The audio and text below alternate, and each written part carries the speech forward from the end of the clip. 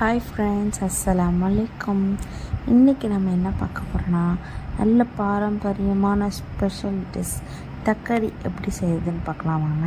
அதுக்கு தேவையான பொருட்கள்: வெங்காயம், தக்காளி, புதினா, கொத்தமல்லி, இஞ்சி பூண்டு பேஸ்ட், கருவேப்பிலை.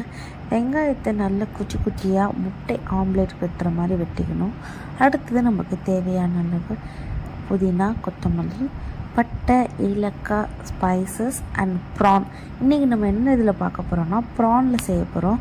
ப்ரான் எடுத்து க்ளீன் பண்ணி வச்சுருக்கோம். அடுத்து தேவையான தேங்காவை வந்து திருவிக்கலாம். அப்போ தான் திருவி சேர்த்தா தான் நல்லா டேஸ்ட்டாக இருக்கும். மாவுக்கு பொடிசில் நமக்கு தேவையான பொருட்கள்லாம் எடுத்து கட் பண்ணி வச்சுக்கலாம். இந்தந்த பொருள்லாம் நம்ம போடுறோமோ அந்த அளவுக்கு நம்ம டேஸ்ட் வந்து நல்லா சூப்பராக இருக்கும்.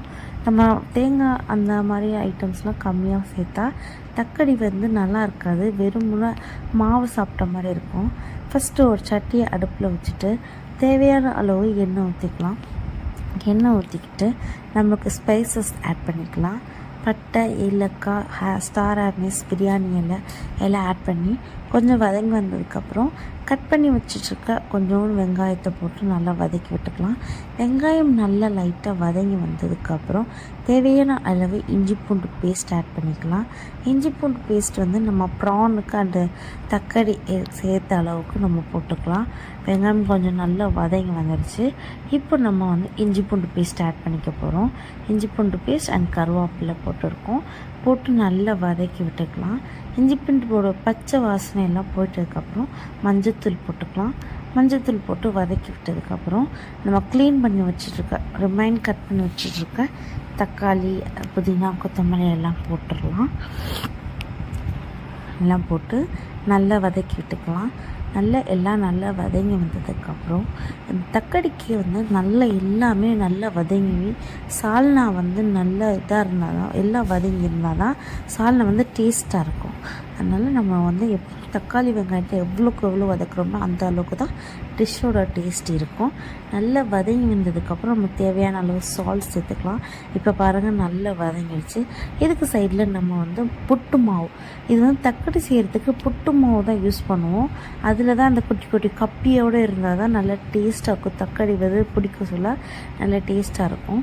அடுத்து பாருங்கள், தக்காளி வெங்காயம் எல்லாம் நல்லா வதங்கி வந்துடுச்சு. இப்போது நம்ம க்ளீன் பண்ணி வச்சுருக்க ப்ரானை சேர்த்துக்கலாம். ப்ரானை சேர்த்துட்டு நல்லா வதக்கி விட்டுக்கலாம். ப்ரான் லைட்டாக வதங்கி வந்ததுக்கப்புறம் குழம்பு மிளகாய்த்தூள், நம்ம வீட்டிலே அரைச்சி வச்சுருக்க குழம்பு மிளகாய்த்தூள் போட்டுக்கலாம். குழம்பு மிளகாய் தூள் போட்டு நம்ம தேவையான அளவு தண்ணி ஊற்றிக்கலாம். தண்ணி ஊற்றி நல்லா கொதித்து வந்ததுக்கப்புறம் அதில் இருக்கிற தண்ணியை எடுத்து தான் நம்ம வந்து தக்காளிக்கு சேர்த்து அதை கொழுக்கட்டை பிடிக்க போகிறோம். தக்காளியை வந்து நம்ம தனியால் வேக வைக்க போகிறதில்ல. இந்த குழம்போடையே போட்டு, இந்த சால்னாவோடையே போட்டு அந்த தக்காளியை வேக வச்சாதான் அதோட அந்த ப்ரானோட ஜூஸ்லாம் வந்து அந்த தக்காளிக்குள்ளே இறங்கும். அப்போ தான் நல்ல டேஸ்ட்டாக இருக்கும். இப்போ மாவு ரெடி பண்ணிக்கலாம். இப்போ நாங்கள் வந்து மாவு போட்டிருக்கோம். ஒரு 4லேருந்து 5 கப் மாவு போட்டு அதுக்கு தேவையான அளவு வெங்காயம் வந்து குட்டி குட்டியாக முட்டைக்கு வெட்டுற மாதிரி வெட்டிக்கணும். அதே மாதிரி பச்சை மிளகா, கருவேப்பிலை எல்லாத்தையுமே குட்டி குட்டியாக வெட்டிக்கணும். அப்போ தான் அந்த கொழுக்கட்டை பொரிக்க சொல்ல வெளியில் வந்து அந்த கொழுக்கட்டையிலேருந்து வெளியில் வராது, இல்லாட்ட உதிர்ந்துடும். பச்சை மிளகா, தேங்காய் பூ எல்லாம் போட்டு நம்ம தேவையான அளவு, நம்ம குழம்பு லைட்டாக கொதித்து வந்திருக்கோம். அந்த கொதித்த குழம்ப வந்து நம்ம எடுத்துக்கணும். இப்போ எல்லாத்தையும் போட்டு நல்லா மிக்ஸ் பண்ணிக்கலாம். தேவையான அளவு உப்பு போட்டுக்கலாம். உப்பு போட்டு நம்ம எடுத்து வச்சுருக்க சால்னா, அந்த ஆணத்தை வந்து ஊற்றி நல்லா கரண்டி வச்சு எல்லா மாவுலேயும் படுற மாதிரி நல்லா கிளறி விட்டுட்டு நம்மளுக்கு ஏற்ற அளவுக்கு உருண்டை பிடிச்சிக்கலாம். நாங்கள் இந்த மாதிரி குட்டி குட்டி பால்ஸாக பிடிச்சிருக்கோம்.